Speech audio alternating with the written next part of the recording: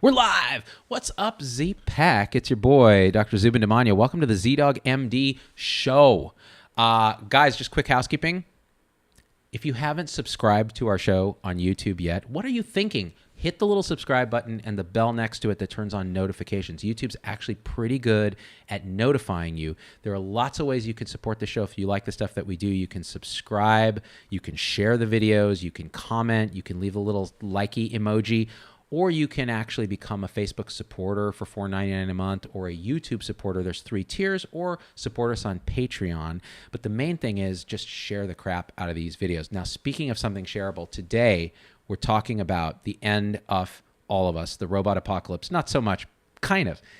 Today I have Professor David Magnus, who is the director of the Center for Biomedical Ethics at Stanford. He's got a million titles like the Thomas A. Raffin Professor of Biomedical Ethics and Medicine, and he is a world expert on biomedical ethics, including things like stem cells and genetics and all kinds of crazy stuff that come up on the show all the time. You guys may remember because I interviewed him in back at Stanford from my phone like a couple years back. And we've had the real pleasure of working together on a few other things since then. But I want to welcome him back to the show. David! Thanks so much for having me. Dude, isn't it cold in this garage? It's a little chilly. It's like 40 degrees in here, you know? Is it? Well, I think I measured it recently now. That's why I turned the lights on in advance so it starts to warm up. Yeah. But I figure freezing a guest to the point of therapeutic hypothermia increases their lifespan and causes them to open up about their childhood. I thought it might just be helpful to make sure you stay awake if I get too boring. There's also that. Yeah. So welcome to the show, man. You piqued my interest the last time we talked because we were having this rambling discussion about, and what I love about your whole story is you're a philosopher. So you're a trained philosopher, PhD from Stanford. And that is kind of like the life path I wish I had done. Like now I sit around thinking about consciousness, the nature of reality, metaphysics, all this other stuff. You did that and then you went into medicine. Yeah. And when we were talking earlier, you were talking about this really fascinating sphere of interest, which is artificial intelligence in the application of medicine. Yep. So how'd you get interested in this and take us on this path of understanding this? Because we're all so scared. Either AI is going to replace our jobs, it's going to accidentally kill a bunch of people. We don't know what we're doing. How do we train the thing? Is it going to become sentient and destroy humanity, which would be an upgrade for humanity? I mean, all these questions. Right. So the way I got interested in it was really a byproduct of interest that I had in precision medicine, precision health.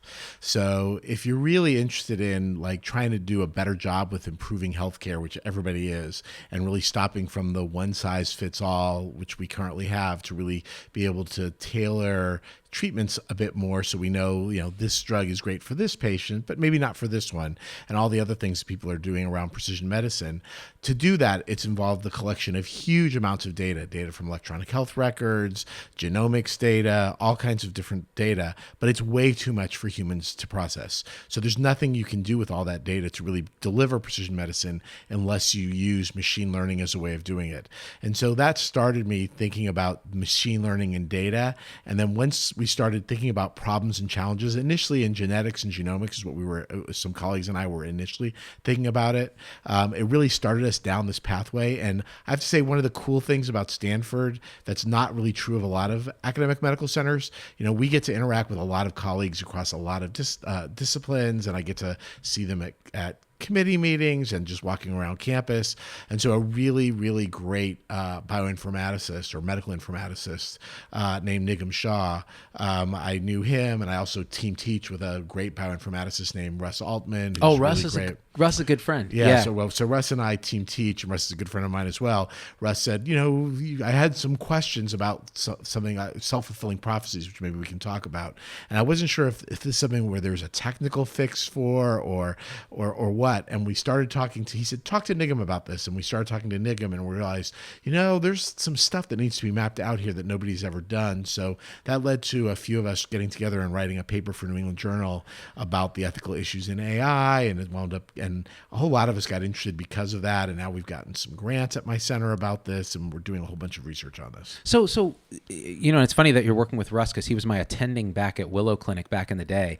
And he and I would look at each other perplexed about clinical medicine, but then you realize he's some kind of lunatic genius when it comes to precision medicine, pharmacogenomics, and these other things. So it's really interesting. Yeah, he's the guy at pharmacogenomics and bioinformatics. And I didn't know any of that when I was his Padawan, right? Yeah. In the clinic. Yeah. He would just be like, I don't know, give him some Lipitor. We don't know if Lipitor works for everyone. And little did I know that he was actually one of these people who's pioneering this idea that you can actually figure out individually, based on this pharmacogenomics research, why does this drug work for this person but not for this person? How can we better target? So that's what you mean by that's a part of precision medicine. Correct. Right? Trying to really get cohorts smaller, because right now when patients come in, a physician will simply say, gosh, you have high blood pressure. I'm going to give you this hypertensive medication. And there's even a lot of variation across physicians. So one doctor may give you this, another doctor will give you that. We don't really know which is better or for which patients. And then they try something, and if it doesn't work, it's a lot of trial and error. I give everybody this to start with, and if it doesn't work, I go to the next one. But we know there are often good reasons why this drug might work better for this patient, and it's probably a complex set of factors having to do with how they live their life, their lifestyle, their genomics, their genotype.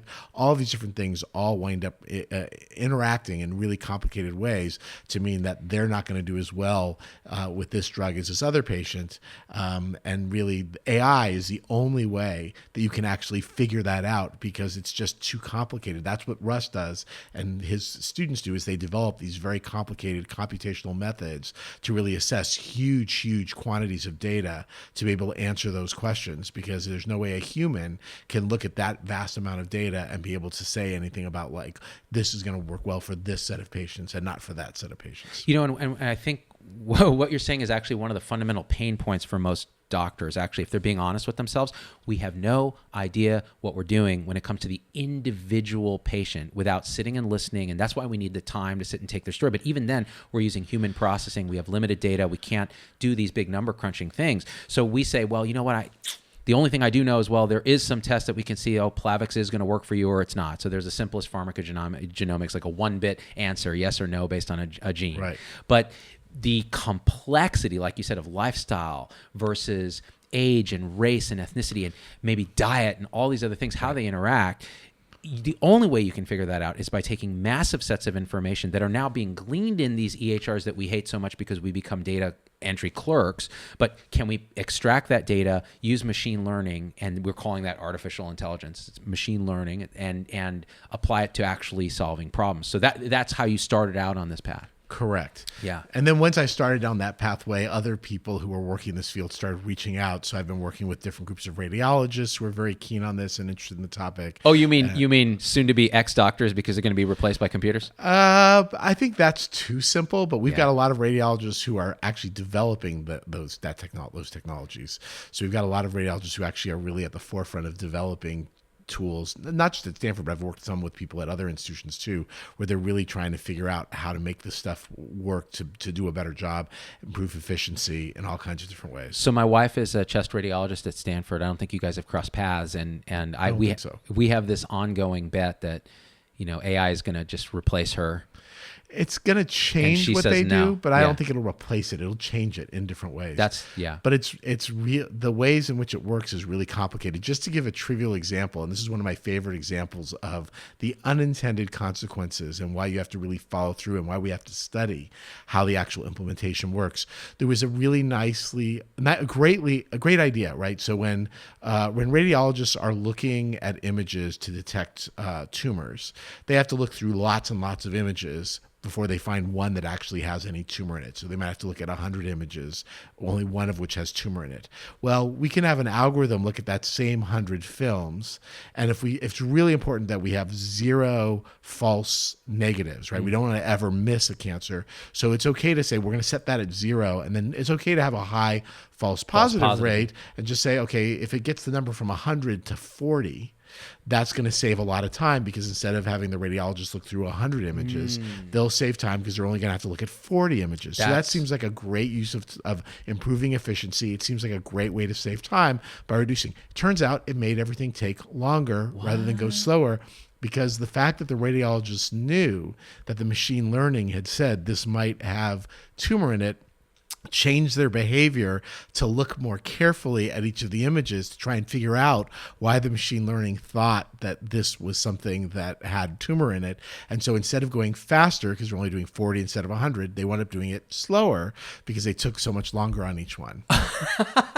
But this is fascinating. I wonder if it actually improved outcomes. Was that looked at? I don't And think it had accuracy. any impact on outcomes. So I'll just tell you my experience with this, and it just happens to do with the EKG reads. So the Hewlett-Packard AI that reads EKGs will give you its best shot. Sinus rhythm at 80, or AFib with aberrancy with this and this, and it can get very complicated. And I will be honest, it biases people. So the students or the residents will be like, well, it's this. And they go, why do you say that?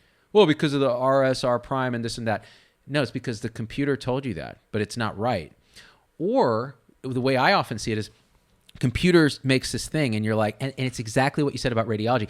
I now want to figure out why the hell the computer thinks this, because I don't see that. And then you're trying to look and you're spending all this time, and then you realize, oh, the computer's an idiot. Or sometimes, oh, I missed that. So yeah, but it's also interesting that there are design decisions that get made in the way things are set up. So deciding that you want to make sure you have no false negatives, which is a reasonable choice, and that you're going to tolerate a large number of false positives.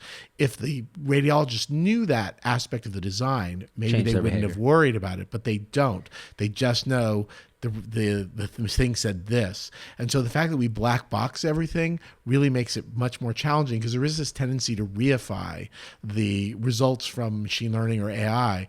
And we know that it affects behavior in ways. And I like that other example, because it shows how it affects that valorizing or reifying that result changes behavior in contrast to the explicit way the whole thing was designed, which was designed to have a high false positive rate. But because the people who use it don't know that, it winds up misfiring and not working very well. So once again, the humans are the point of it's not failure, are the spot here where the engineering needs to be better. It always comes down to humans. Even in AI, the one thing that we now know is that the key to it working well is human performance and the human implementation.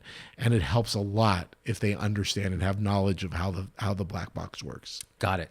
And it's kind of like there's this idea of set and setting. Like if you go into something, you should have an intention. Your setting should be right. You should have some idea of what your motivation is and your setup. And if it's a black box, it's very hard to do that. One thing I wanted to make sure we point out is that most clinical trials historically have been these shotgun kind of approaches where you take a big population and you study the effect of X, Y, and Z on them with very little substratification that's meaningful. And so the idea of precision medicine is being much more, again, smaller cohort sizes, right? Yep. Yeah. So back to this idea, so then you started looking at this radiology stuff, and then where did that take you in your... Well, the first place it really led us to really realize where things can go wrong, and as well as how it changes relationships. So let me start with the first one, which is some of the biases, values, and justice issues raised by AI, because that really quickly surfaced. So part of it is recognizing that when you so in that example, they made a value decision which is a reasonable one, but it was a value-based decision that they valorized 0 false positives and did not care about the issue of how many false negatives, and they didn't care about how many false positives they had. Sorry. There's 2 words I want you to teach me, or teach our audience. Valorize. So overvaluing something, or taking something and really raising it up, putting it on a pedestal and saying, this is something that we just think is really, we are going to value this. We are going to say, this is really this incredibly important thing. Great word. I'm going to use that all the time now. So they valorized having 0 false negatives. You will not miss a cancer, but you'll get a lot of false positives. Right. And so that was a value decision that they made about how the particular values that they had. But there's always values embedded in algorithms and different choices. And we're starting to see better. We saw this in non-medical applications, how these kinds of decisions sometimes had some serious injustices associated with it. But we very much are starting to see how that plays out in medicine. So a lot of very commonly used algorithms for designing outpatient access to programs turn out to have huge racial biases as a function of the decision that they make, that the outcome that they care about is cost rather than health. So if you just make the decision so there's all these decisions that get made. What's the outcome that you care about? If the outcome you care about is cost, you get very, very different results than if the outcome you care about is some other kinds of health measures. And in two sets of studies, so one was an internal program that University of Chicago was developing, and Marshall Chin and some colleagues published a paper because they realized, because they were using cost as a measure, they were about to discriminate against all the African Americans in their population group. And then in Science, just a couple of months ago, they had seen from the input and outputs that African Americans who seemed to have comparable health to their Caucasian counterparts were not getting access to this outpatient program that is widely distributed and used all over the country from an algorithm that's commercially available all across the country. And they were able to fortunately get access to the actual algorithm itself and figure out it was the same thing. It was deciding that the outcome was cost rather than health that wound up leading to systematic differences in African Americans at the same health level as Caucasians not getting access to these outpatient programs. So how did cost relate to that? It was more expensive to take care of African Americans, or what's the twist there? It had to do with the fact that at each risk value in the risk system, African Americans tended to have worse health, and that African Americans were not, as a population, were not. They had to have worse health in order to be able to utilize comparable levels of cost. And so the result of it is when you fix for cost, you wind up having patients who are much sicker. And the idea for these particular programs was when you have a lot of complex problems and have these health issues, they wanted to get you these programs and these goods. And so African Americans had to be a lot sicker to get access to those programs than white people did, who because the cost issues at the same cost or the same risks in that algorithm, African Americans were less healthy than white populations. So the punchline for all that is the algorithms, the AI needs to get woke. Well, I think it's more complicated than that. What it shows is, because none of that was intentional, what it shows though is that the first level that you need to look at is there are interests that get embedded in algorithms. It's not a coincidence that they were focusing on cost and not health, because that might be what healthcare providers care about. Or just to think of a really crude example of the sort that we put in our New England Journal article, if I'm a healthcare system and I'm trying to figure out which patients should go to the ICU and which are too sick to benefit from the ICU, I might want that algorithm to at least a little bit take into account which patients are on capitated payment and I'm going to lose money on, and which ones I'm going to get money on. And so the algorithm, if I'm a company trying to sell an algorithm to a healthcare outfit, Stanford Health might care about that issue.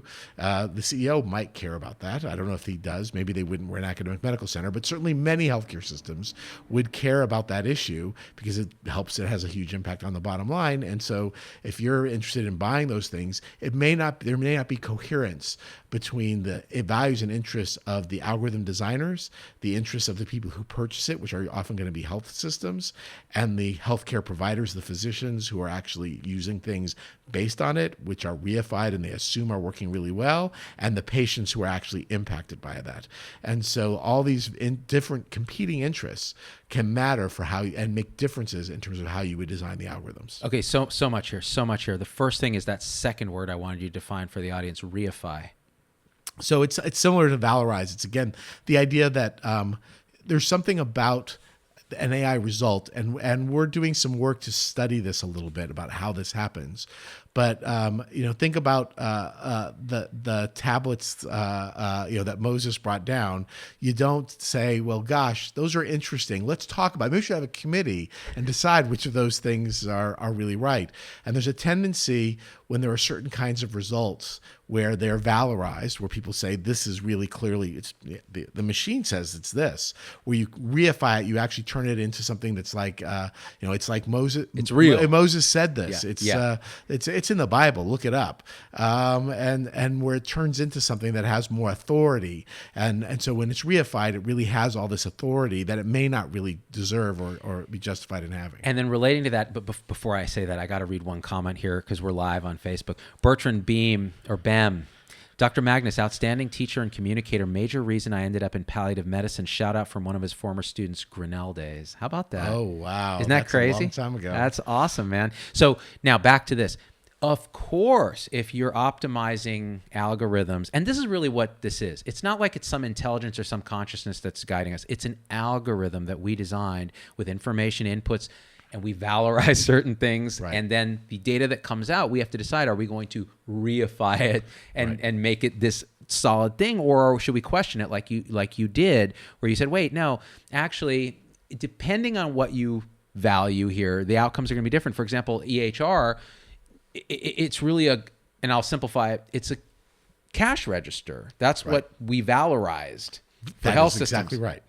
And so now it comes out and we go, oh, it's a cash register, but oh, this is how we take care of patients, and it's changed everything, but we haven't understood the root of it, which is it's because it's a cash register. Same with an algorithm. If you're designing it to save money, you might end up inducing things like social and racial injustice that you didn't anticipate. Well, and I'll get to the racial issue again because I think there's some interesting things in that. So that's the first challenging problem is this issue of the values and biases and interests that are actually embedded in the algorithm or the model, which are sets of algorithms in the design process. But the other problem is that an algorithm or a set or a model is only as good as the data it learns from. So that's sort of a second level of problem, is that there can be huge biases in the data. So what you just said about electronic health records, we already know that there are systematic huge problems with electronic health records and with how those are kept.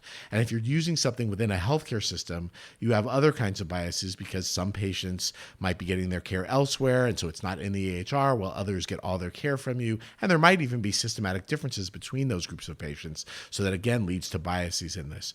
What got us to first start getting interested in this Danton Char, who's a colleague at the center, who's done a lot of really interesting work, and he and I have done some work together, is worries about self-fulfilling prophecy. So when we were doing the organ transplant talk earlier, we talked about how we've done a lot of research on listing decisions for who gets listed for transplant, and the fact that for a lot of traits, some hospitals or healthcare systems make decisions about listing, or transplant programs decide they're going to list certain patients and not others. So some hospitals or healthcare or transplant programs will list children with developmental delay no matter what, and others won't list them at all, and it's an absolute contraindication.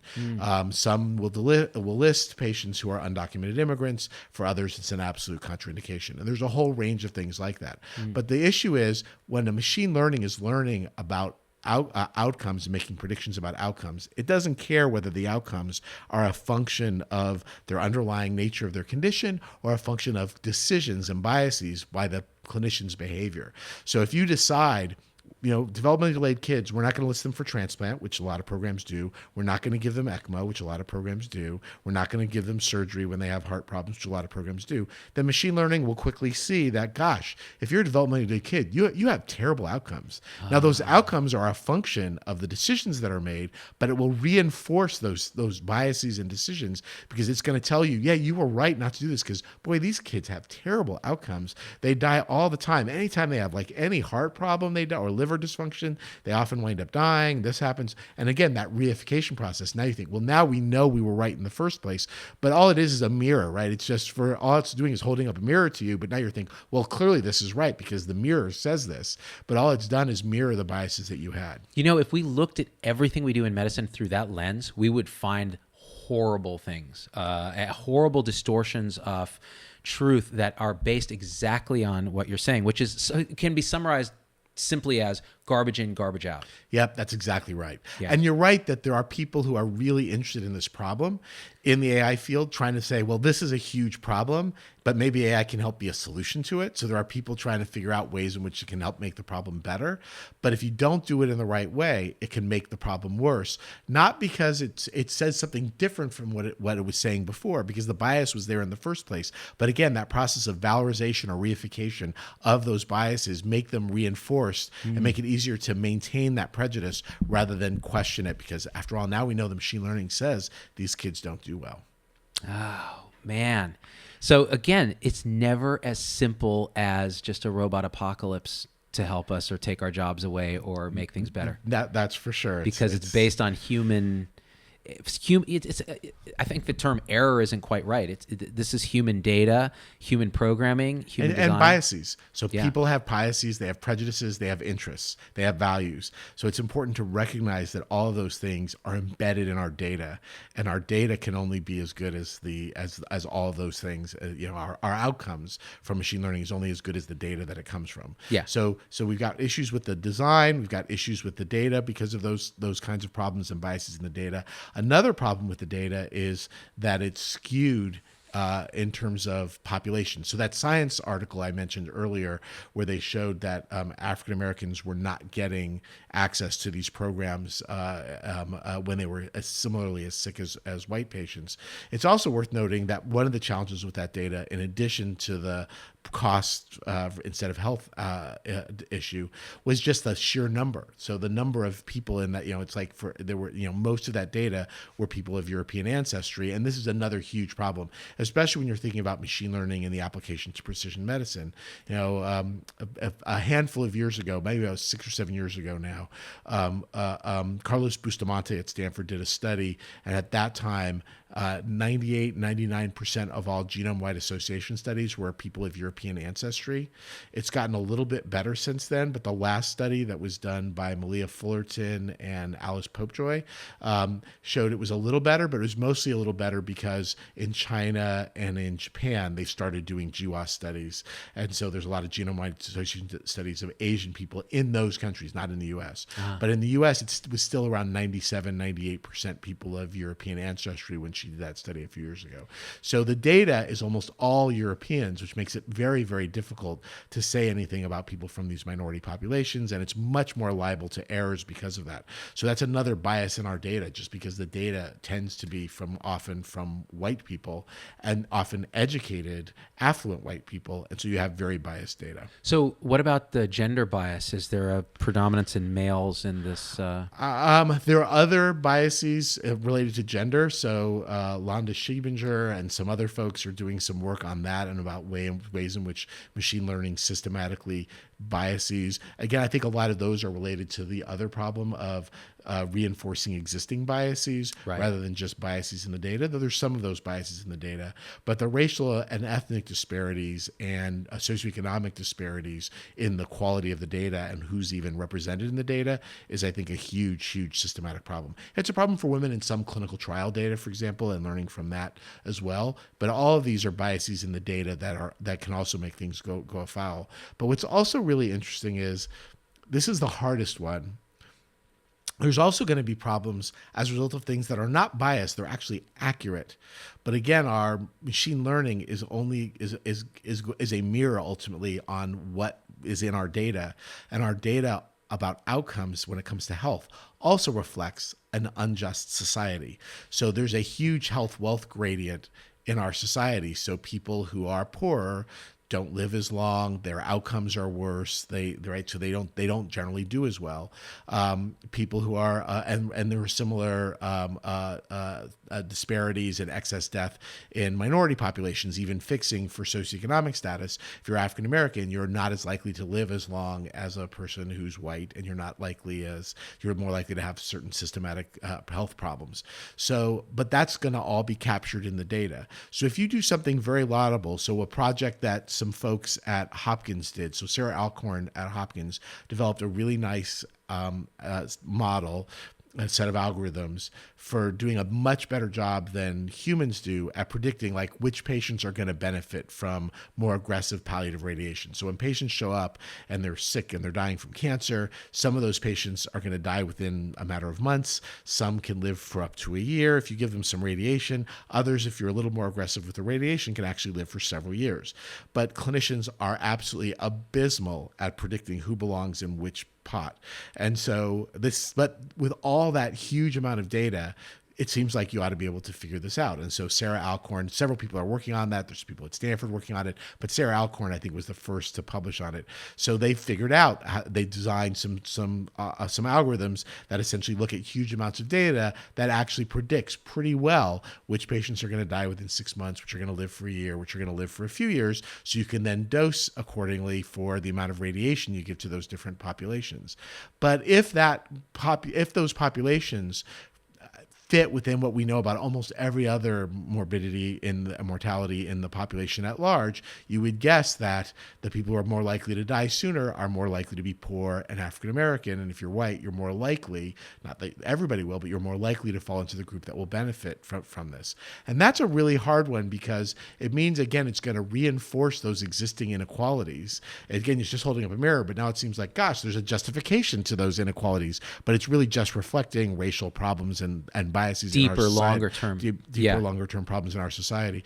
But it'll again reify those differences. But it's not clear what the solution to that is, because if you just said, well, we should just figure out ways of fixing that by waiting so that African Americans get boosted up, it's not clear that taking somebody who's African American who's likely to die within 6 months and making their last months of life miserable by giving them radiation that's not going to benefit them is really a good solution to that problem. So I think the way in which our racial inequality, our health wealth gradients, and the social determinants of health are unequally distributed in society, that's all embedded in our data. And I think it's going to be really challenging to figure out how to avoid reifying those things and really thinking that those are really the way things are, and thinking that it's just the way nature intends it, that certain populations are just unhealthy because that's what the machines tell us, rather than recognizing that, yes, it's what the machines tell us, but they tell us because that's the kind of society we have decided to live in.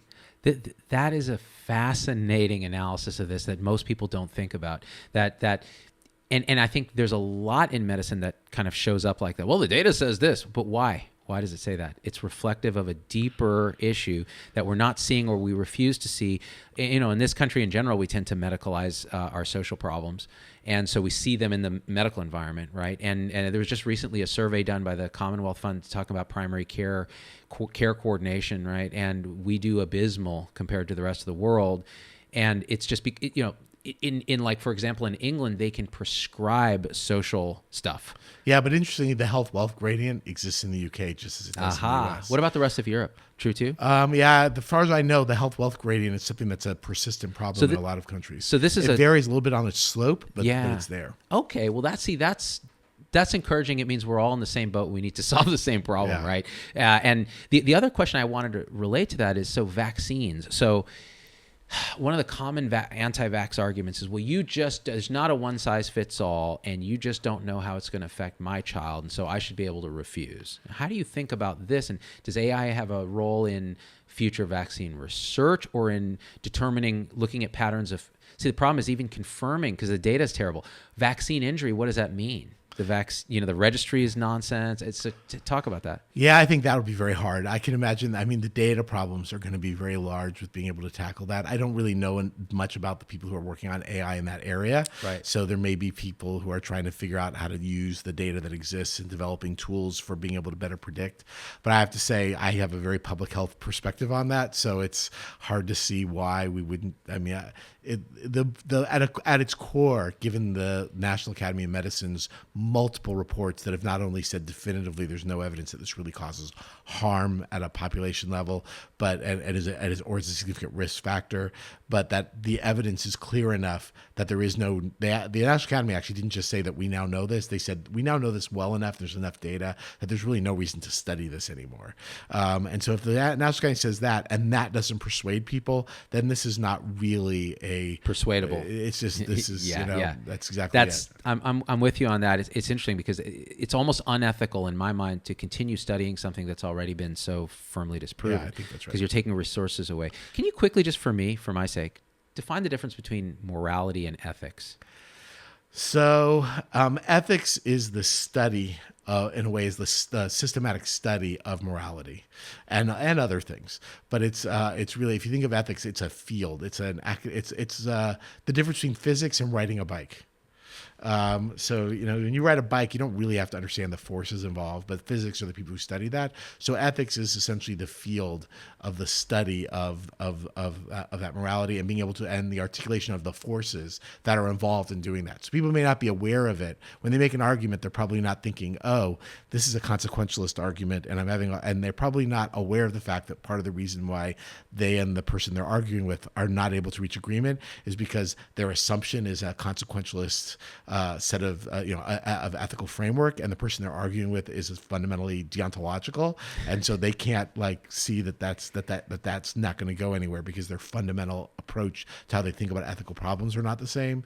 But anyway, so ethics is sort of the development of those theoretical frameworks and tools and principles for analysis, whereas morality is the actual set of norms, values in a society. Right. So it's kind of like the ethics, kind of the science of morality in a way. Yeah, that's a nice way of putting it.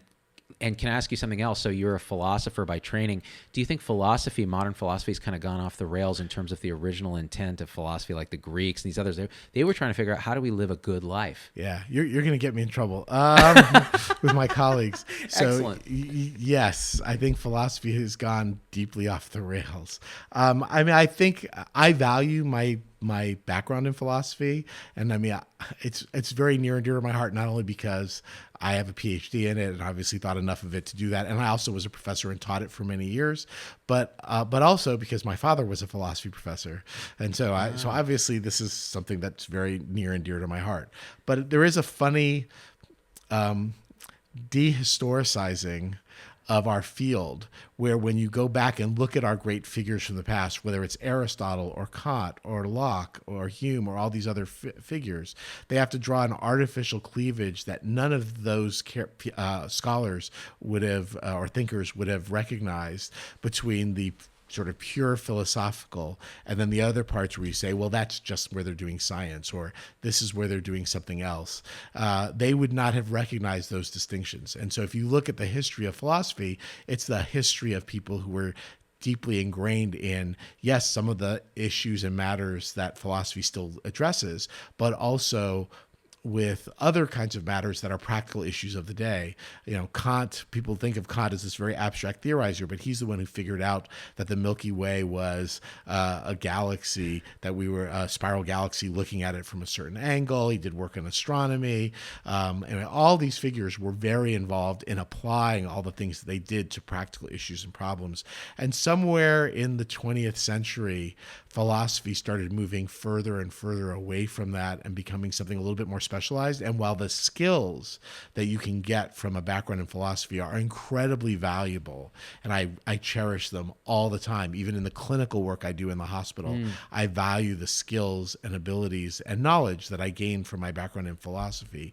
It pains me greatly to see the ways in which, philosophy has moved away from empirical, and there are exceptions. So I'm painting with very broad brushstrokes, and there's certainly lots of exceptions. But too many philosophers think of interdisciplinary as a bad thing. I remember being at a philosophy meeting when a now deceased, very great bioethicist and a terrific philosopher wrote a great book about research ethics that's widely utilized. I remember hearing somebody who was in that department say, yeah, it's a good book, but is it really philosophy? And that kind of question, as if philosophy names a natural kind that can be distinguished from something else. Again, given our history, where you have to say that, half of Aristotle is really not philosophy, half of Kant is not really philosophy, and where you have to be able to say it's not really philosophy, that just drives me crazy. Yeah, I'm with you on that. There's a lot of discussion nowadays about that. So, okay, this is what I want to do. I want to tell the audience, heads up, start leaving your questions right now in the comments. So no more nonsense crosstalk. Leave real questions for David, because I'm going to get to them in just a couple minutes. I'm going to scroll through and ask your questions. In the meantime, I want to get back to AI because, So tell me, okay, we've been pretty clear about some of the problems of AI. Are there other problems you want to talk about and other weird stories, and then get to, is there promise here? Yeah, so I think there are a couple of other things that I think are really interesting and important about AI, at least three other issues. So one issue with AI that I think is interesting has to do with its potential Well, for one thing that's really interesting about AI is the distinction between health and non-health. And this has to do with, again, the data sources. And in a way, one nice thing was being able to draw a neat line. And at Stanford, we tend to draw lines and like, okay, these people who are ethicists who talk about AI in the non-medical, and we'll talk about it in the medical realm. We have these nice cleavages. It doesn't work that way anymore, right? Because the precision health accumulates data, and one of the real benefits of the kind of data streams that are available now is, that when you go to see the doctor, that's a snapshot, and you have a series of snapshots. But what you'd really like is something more like a film over time and seeing how people are doing over time. Well, it turns out there are lots and lots of devices that make it possible to do that. Like one of them is called your phone. Another is called your computer. Another is called your Fitbit or your Apple Watch or your smartwatch. And increasingly, it's everywhere. The Internet of Things, your home, is your clothes. Lots and lots of things are becoming smart and wired and have the potential to put huge reams of information about you, which these IT companies have been using for lots of different things and crunching really, really nicely. But the result of that is that they can learn a lot about your health from those things. And so this is so the blurring of the distinction between the IT world and the health world is interesting at both levels. On the one level, it blurs it in terms of the fact that these companies can now make predictions. So Facebook, that we're on right now, realized that they could tell when patients were very depressed. They could tell when patients might be suicidal. So they have all these health things, and suddenly, they're not healthcare providers, but suddenly they have all this health information. But on the other side of it, it also means a lot of these companies like the Googles and a lot of these companies, Apple in different kinds of ways, are now basically coming to the health systems and saying, here's the deal, we will figure out ways of getting this data to you. But some of the companies are also, so Apple has, the Apple Health Kit and the Research Kit, but there's also ways in which companies like Google now have access to huge amounts of patient data. With that are helping to do these things. Ascension piece. Ascension, but I mean, Chicago, Stanford, and UCSF all turn over all their de-identified, but it's de-identified patient data, and they turn it over to Google. And you can imagine with Google, though, they're listening to you in your house via Nest or Google Home stuff. They could probably get data on how often you're coughing and correlate that to an asthma exacerbation and an admission, and there's a million things you could do. Yeah, so there are potential great advantages to that, but this is really where we have had the robot uprising, right? Right. AI has the potential to be constantly monitoring us and taking all that IT stuff integrated in with the health system.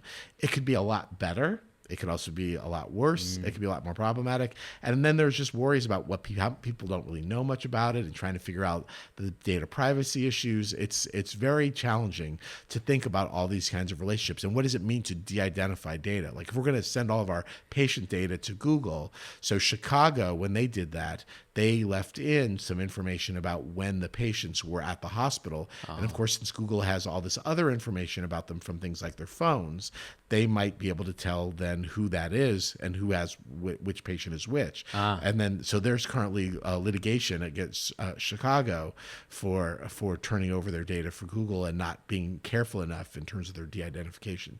And the issue about what even counts as de-identification in this new world, when we see that new AI makes it possible to always re-identify previously de-identified data, is a huge, huge challenge. It's like unshredding shredded documents. Yeah, and it's doable. And it's very doable. Yeah. And so, really, we're depending on promises and agreements where we say, you have to promise you won't do that.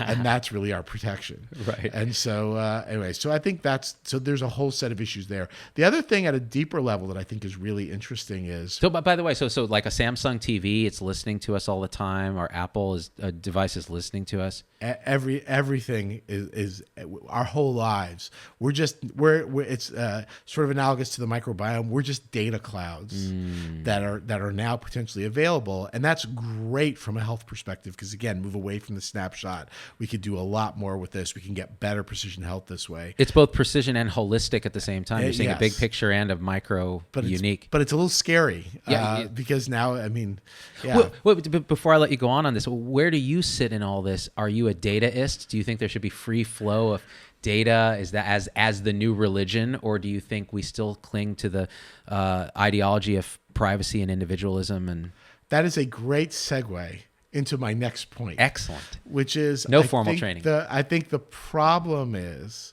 that a lot of our ethics in medicine are not our ethics, our ethos.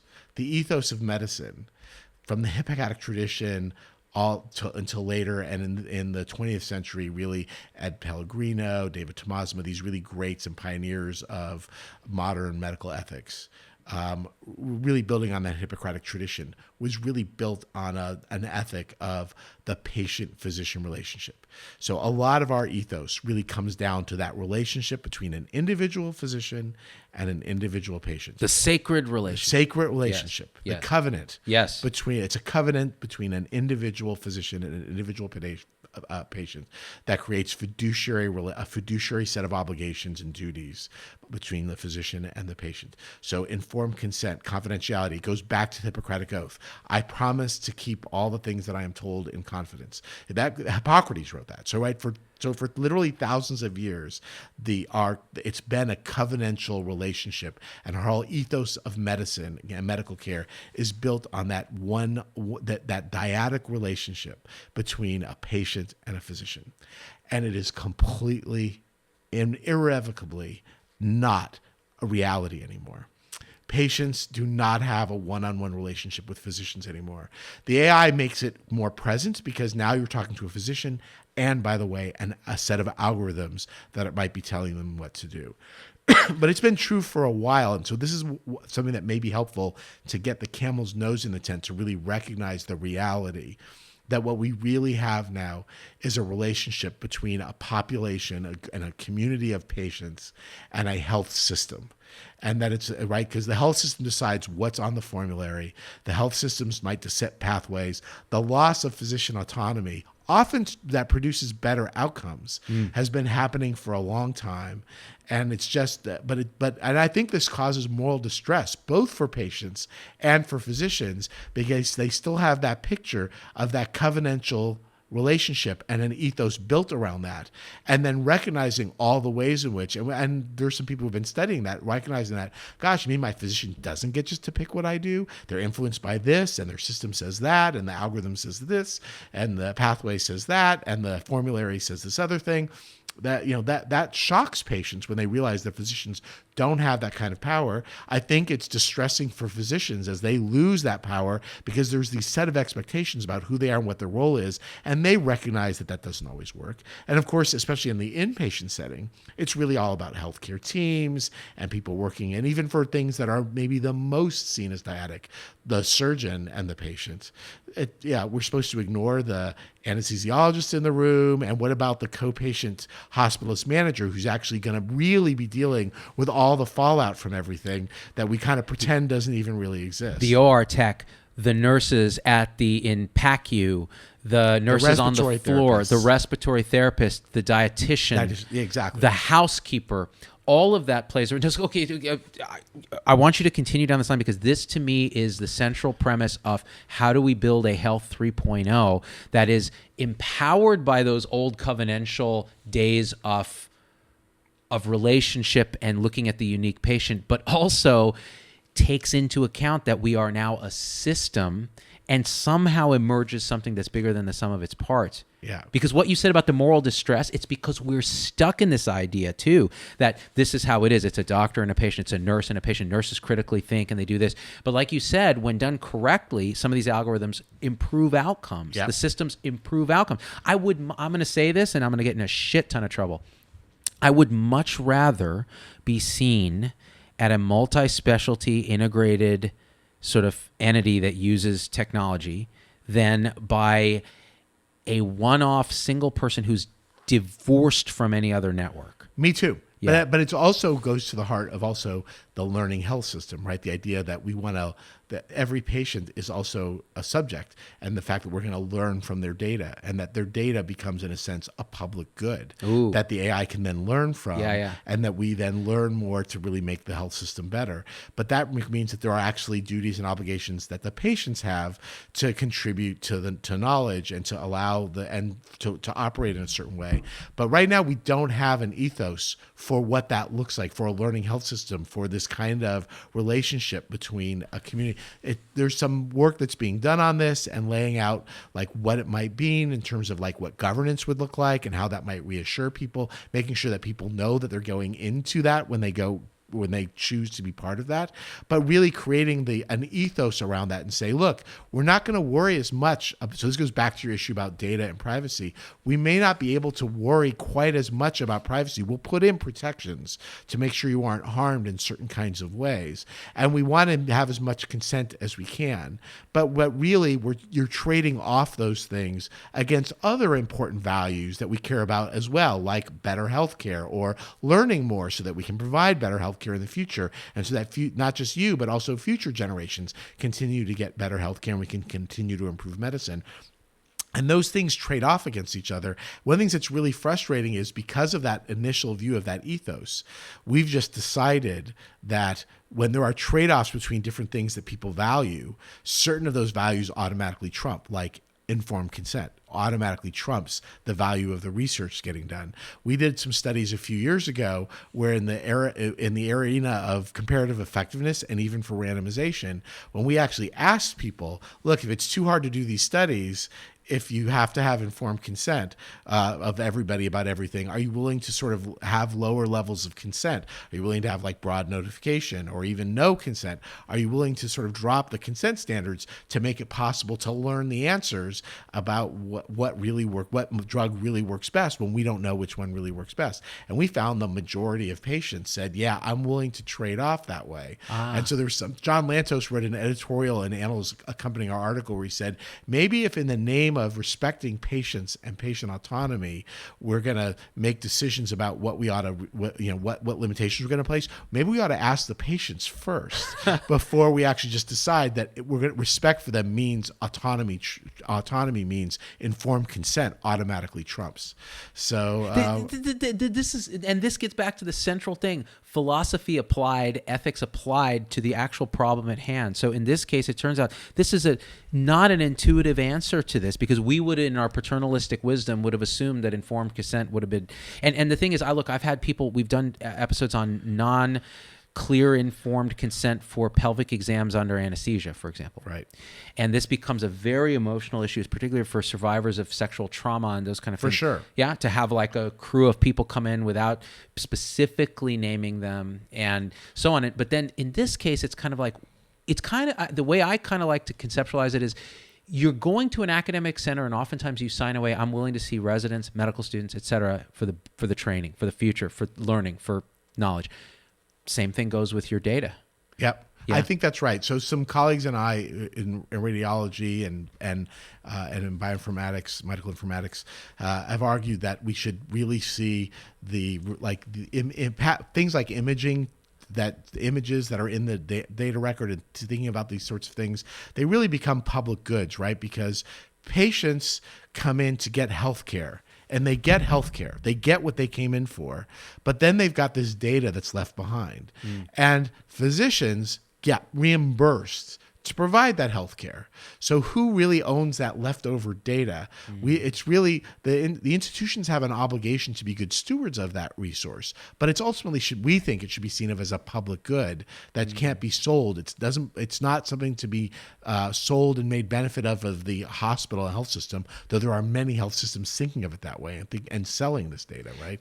But we think that's problematic because they were already paid to provide that healthcare. This is something that's sort of a public good that's left over from that encounter. But we really need to have this new ethos of recognizing these things are public goods that we are going to then use. Now, there could be intellectual property associated with the results of using that, right, but really the data itself should not be sold. Well, so do you think that this idea of commoditizing data for profit is partially what's driven the siloification of EHR and the lack of interoperability? So in other words, Epic builds a walled garden around Stanford. You can't get into that walled garden and get any of that data, and they can sell that data or use that data or package that data? It's certainly part of it. And certainly when you talk to different health systems, the concerns about proprietary nature of what they've got, the valuing of it, the valuing of everything, their data, their samples, all those sorts of things. The Catalona case, WashU put a value of $15 million on the value of the of the samples that had been collected when they refused to allow those samples to go with the clinician who had collected them. And they said, that's how much it's worth. If we sold this, that's how much we think we could get for the freaking Catalona wine mixer, man. So, but it's a big, but it's an interesting challenge. And I think again, it winds up it undermines the trust and the problems. And what we really want to do is respect patients. We want to offer respect for them. Informed consent is a way of doing that. It's not the only way of doing it. And I would argue giving them consent forms that they don't really understand, that they look at very quickly and then sign, is not really that good a way of demonstrating respect for those patients. So the concerns about the pelvic exam under anesthesia, it's not really just about the consent. It's about whether or not doing that and them not knowing about it while this is being done to them and treating them in a certain way is sufficiently respectful. And then so trying to figure out how do we create a learning health system where we recognize communal values that patients all have to contribute to future knowledge, and in which their data then can be freely used as a public good, and recognize that the institution will be stewards of that and will treat it that way and will not treat it as a profit center for them to just sell it off. But also be good stewards of it so that people are not harmed by the uses of that in these different ways as much as possible, and with governance that is transparent, that everybody can feel good about. We need this new ethos, and people are sort of groping towards it. And there's a group at Hopkins that's done a lot of great work pushing us in that direction. But we're not there yet, and our regulatory system and our legal system is totally not there. The way we think about research ethics, the way we think about ethics, about informed consent, everything about the way we do it, it still goes back to that assumption of a dyadic relation between a physician and a patient, and then saying these are the things that matter the most. Like informed consent is the thing that matters the most, even if it's something that really isn't a good way of demonstrating respect, even if it's a trade-off with other things that people care about more. We still say that's the thing that matters the most, and it's going to take time for us to really push. But I think AI really makes us think about that in a very real way right now, because it's hard it gets increasingly hard to see just the physician and patient in a relationship when you have an algorithm telling you increasingly how to do things, or constraining what should be done. It's shining a light on what we should have seen already, which is exactly the nature of it. And see, it's funny, man, because this is something that I think myself and my audience struggles with, because here we are suffering quite a bit under the yoke of Health 2.0 and the machines, right? The algorithms and the cookbook medicine and the this and the that. When we recognize that a lot of this data that's driving this is not accurate, and that a lot of the quality measures that are developed don't really measure quality. But the thing is, they could. And this data could get better, and the algorithms could actually assist us in repersonalizing, rehumanizing the actual patient encounter, which I think is something that you can't measure, quantify easily. This, whether you call it placebo effect, whether I'm reifying conscious experience, whatever it is, it's a real thing. So if we can get back to that without the downside of this illusion of dyadic supremacy, that would be a wonderful thing, but it involves what you said, which is we're at a pivot point where we're groping towards this new ethics, this new framework, whether it's a new kind of informed consent. What would you, how would you even, what would you do? So I think a good starting point is the work that Nancy Cass and Ruth Faden did at Hopkins, where you would have really rules of the game. I mean, nobody goes into a Catholic church says, okay, just so you know, people are going to say this or do this, and you should sign something because you may be offended by the fact that they're going to read this. Maybe they should, David, because there's a lot of stuff going on there, like that wafer they put in the mouth. Yeah, that's it. Mm-hmm. So I'm gluten intolerant. So there you go. But I'm just saying. But you know what I'm saying. So you sort of say, when you come here, this is what you signed up for. You don't go into Pottery Barn and say, I'm hungry. Why can't I get some frozen yogurt here? Right. You didn't have to sign a document saying you understand there's no frozen yogurt. Exactly. Right. Yeah. So the idea was that that they sort of had is that you would have these very well-known rules of the game that people come into, along with governance that people can have a lot of confidence in, so that people like them are part of the governance. So it's not just physicians playing a role, but actually having people who represent the patients and the community who play a role in the governance of the institution and help play a role in making decisions so that they can have confidence in the institution, and that it's very transparent. When you come here, like Phil Lavori, who's a statistician, a retired statistician at Stanford, used to say, when you come, here's what the rules should be for every patient. When you come to see us, if we know what the best thing for you is, we'll do that. Yeah. And if we don't, we're going to randomize you between the things we don't know how to choose from. Oh. And that we should just do that tell every patient, when you come to our institution, if we know what the best thing for you is, we are going to do that. And if we don't, we'll randomize you between the things we don't know which one is better. Oh, that's crazy. And so you could just do that. You could just set up a health system where it's really well understood that this is how instead of pretending that, when you get off the elevator and go left, this doctor gives you this drug. And if you get off the elevator and go to that doctor, they're going to give you that drug. And we don't really know which drug is better. Nobody's ever done those studies. So, and it's hard to do.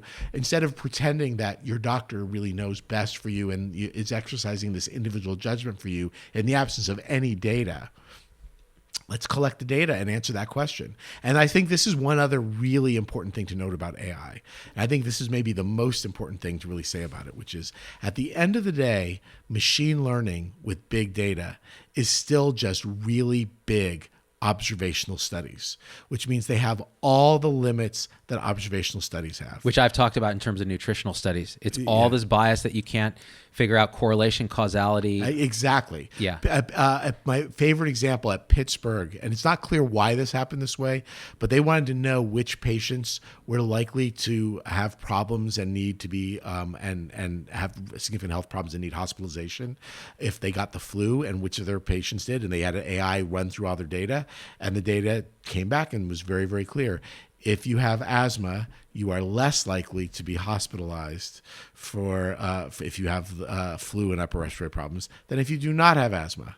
So clearly, we should be going around and making sure all of our patients have asthma, right? so it got the wrong answer. And once they knew it had the wrong answer, they could reverse engineer it and figure out, well, let's tweak this so that it doesn't give us this obviously incorrect answer. But it wasn't really a function of anything other than that it just happened that in their population, that happened to be a true correlation. But that's not a causation. And so it's important to note that just having a lot of data and machine learning on a lot of data doesn't stop it from being biased in all the ways that observational studies are. And we still need randomized controlled trials and randomized data to really answer a lot of questions. That's what I was just going to ask you, because, okay, I want to reiterate that this is the most important thing that you've said yet, which is that all of this crunching of data is just like the biggest observational studies you could do. They have all the downsides of that. Correct. So ultimately, the gold standard as we have it still for showing at least as close to causation as we can imply, and can randomized controlled trials actually show causation more? Well, in the absence of a mechanism, they're not really aimed at that. Yeah, it's more like. But what they show is that whatever the causal mechanism, this produces this. Yes. Man, I know in the ideal world, you know what the mechanism is, but there can be problems at the margins where, like, here was the proposed mechanism, but it didn't have effect. You did this, Prevenge didn't affect tumor size, but it had a very small impact on survival in the trials. That makes you wonder whether or not it's a function of a poor placebo versus it really working. And so, so there are always details when you really look at the outcomes, but still a randomized trial is still the gold standard. And there's a place, and look, there are areas where you can't do that. And there are areas where we can help learn and to get some part of the way towards answering questions this way with these big data things, and learn how to parse groups in different ways. But yeah, all the problems of observational studies, all the limitations of observational studies exist, but they have the extra problem of being seen as more than observation. There's this assumption that I don't need to do a randomized trial because if I have enough data and machine learning tells me this, well, now it's not really an observational study anymore. Now it's like the machine told me this, and that gets back to that reification. Like, it seems like it's better than just an observational study. People are often shocked. All the informaticists say, yeah, of course that's true. But people are often shocked when you say, yeah, these are still just really big observational studies. They're really powerful observational studies, but they have all the biases and problems and limitations that observational studies have. I mean, it shocked me when you told me that, because I'd never thought of it that way. And yet there it is staring in your face. This is a big observational study done by computers.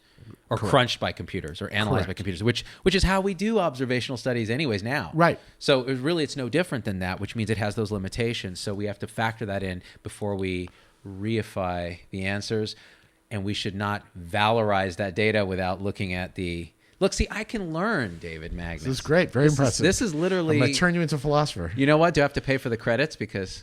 Yeah. I knew it. You now owe Stanford $10,000. Oh, perfect. Yeah, well, it's a start, I guess. Yeah. So other things on AI that you wanted to talk about? I think we've covered most of the really big topics. That was great. I feel like because it's so misunderstood, it's so popularized, and the idea that, it's going to replace our jobs. Okay, already that's a crazy assumption. The idea that it's all-knowing and all-powerful, no. We already see it's only as powerful as the design and the humans behind it and the data and the assumptions going in.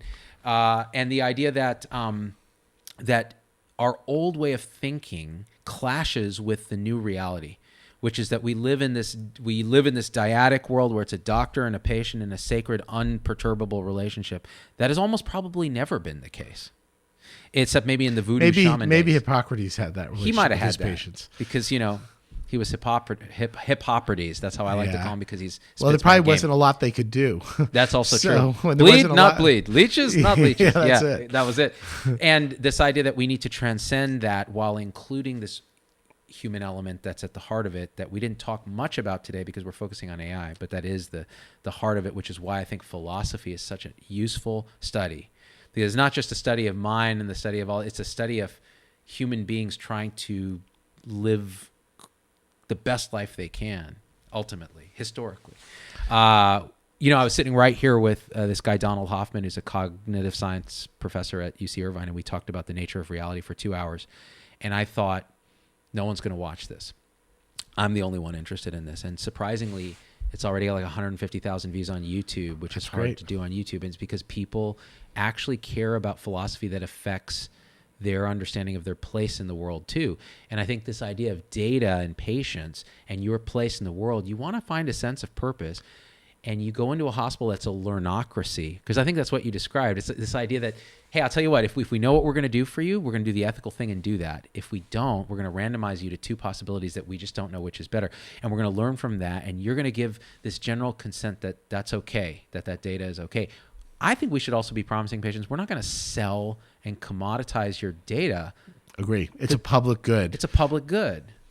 Now, we can commoditize what's done with that. In other words, if we learn something, we come up with a new idea. That's IP. That's right. Yeah. But the actual data itself, the results of their images, their genetic data, their health records, all of their data, that should be seen as a public good and shouldn't be sold. I feel you. Now, there are going to be outliers, right, with anything. So there's people that privacy is the only thing that matters to them. How would you address that? They need to. I think this is where we really. It's almost a communitarian view. Like they're going to be learning healthcare systems. They have to be saying, I care about that so much. I'd rather be I'd rather have less health. I'd rather not know much in order to be able to maintain privacy. And it may be that there have to be health systems like that for those people. Like we're not going to learn very much. We're not going to look at your data. It's 100% guaranteed because we're going to destroy everything. So we're not going to do that. And maybe there should be places like that. But then you'll quickly see that you don't want to go to those places. So you're basically describing like a homeopathic hospital or a chiropractic hospital. Maybe. Yeah. But you could imagine, and there are other ways you can do this. You could have tiered options even within a health system. Oh. Because as long as you have enough people, you could have free riders, just like with vaccines. You can tolerate a small number of anti-vaxxers as long as the number is small enough that they free ride. If there's a small number of people who really, you could figure out ways of getting them to opt out. If you can make that work, which is a technical challenge, but if you can make that work, they could free ride as long as most people are in favor of the communal thing. But then you do have the problem of the commons because you can't just have everybody say that. What you just said is the fundamental truth about vaccination. Like people say, well, it's kind of like in the Matrix, there's an outflow valve. They're the outliers that just don't want to play ball, right? Now, and again, the Matrix is a bad example because the Matrix is an evil, ethically evil, subjugating humans into slavery. I don't like to make that.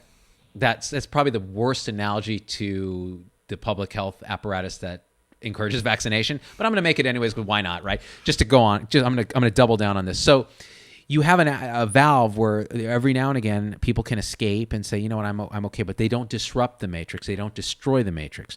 What's happening now in the anti-vax stuff is that it's gotten enough credibility through fake celebrities and other misinformation and the internet where all opinions are equal, that we've reached this critical below 90% herd community immunity status, and now we're disrupting the commons. Correct. Yeah, and how do you ensure that that doesn't happen? Like you said, you can tolerate a little of that, and you say that's freedom.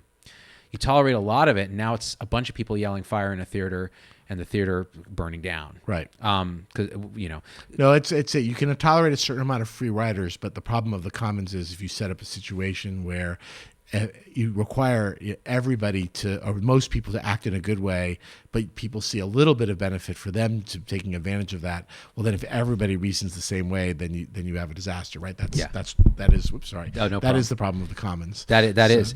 I'll read a question here from Mason Rao. Data collection is the problem with AI. Data collection in medicine requires listening to what patients say and knowing how to guide a conversation to derive important information. So how much is the data collection a human bottleneck there?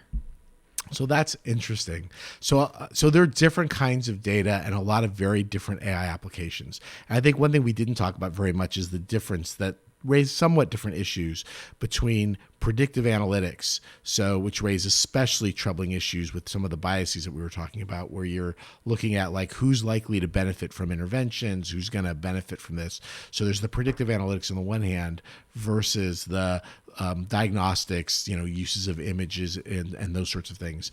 And the reason why this distinction matters is the kinds of data that we're talking about when you're thinking about applications of AI matter depending on exactly what you're doing. If what you're really doing is diagnostic studies of images, doesn't really matter that much what the nature of the conversations and the interactions are. What really matters are just the films and maybe the clinical outcomes represented in their ICD-10 codes or ICD-11 codes or whatever.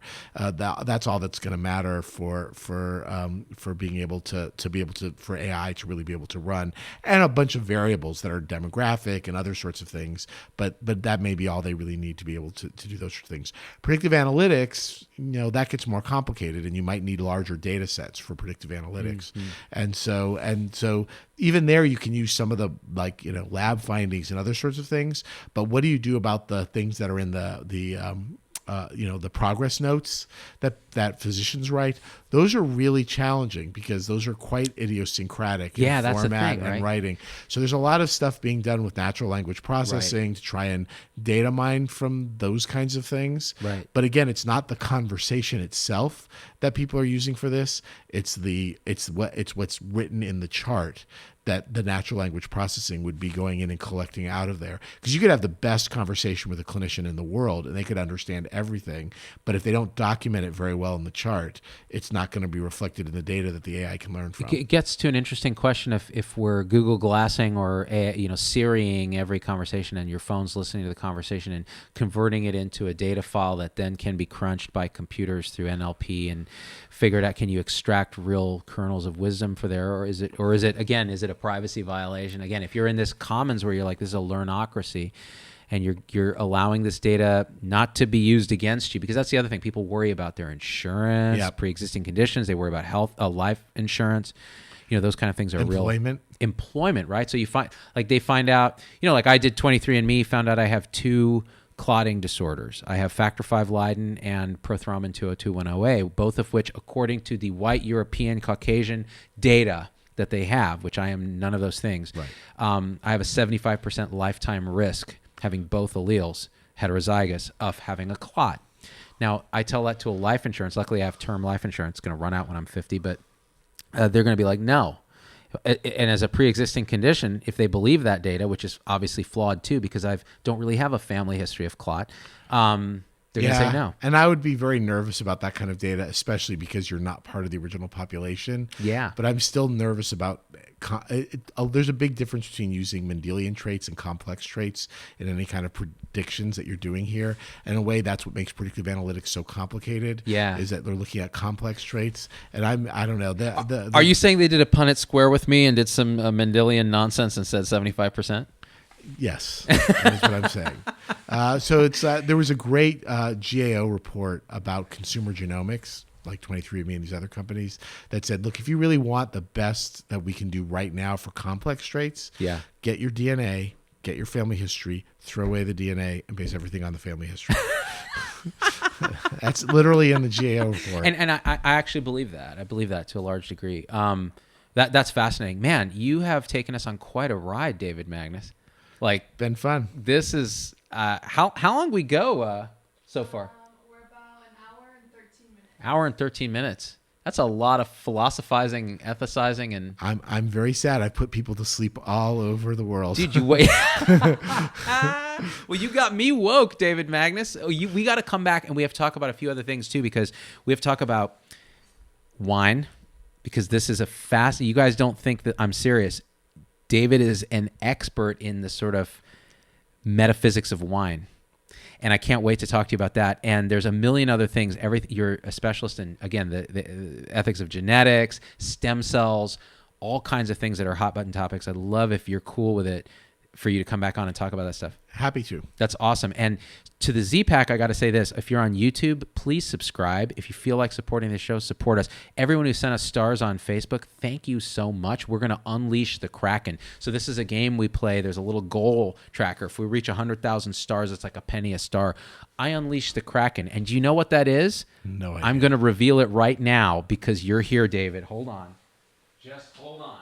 You're going to like it. Oh, this is good. Awesome. Unleash the Kraken. Yay. That is awesome. The circle is now complete. By giving me stars, you have unleashed me from my meditation egg. And soon I will strike you down and all of that jazz. Anyways, I got to go get Z-Dog because he's a wuss. I'll be right back. Oh, man, that guy is such a jerk. Oh, my gosh. You're talking about one of my heroes. Oh, well, I don't mean to take him down a peg, but he's pretty dark side, David. He's pretty dark side. Pretty dark side, but he speaks truth to power. He does, and that's why we like Doc Vader. Yeah. That's why Doc Vader will never die. He's my special boy. Yep. All right, fam. Thanks a million. Share the video. Oh, there's links in the YouTube description for signing up for our newsletter. Every week I send out all the latest videos that we did. It's very, very important. We're a podcast too. If you're listening on the podcast, subscribe and leave a review. It helps us a lot. All right, David Magnus, thank you again, and we out. Hit that button.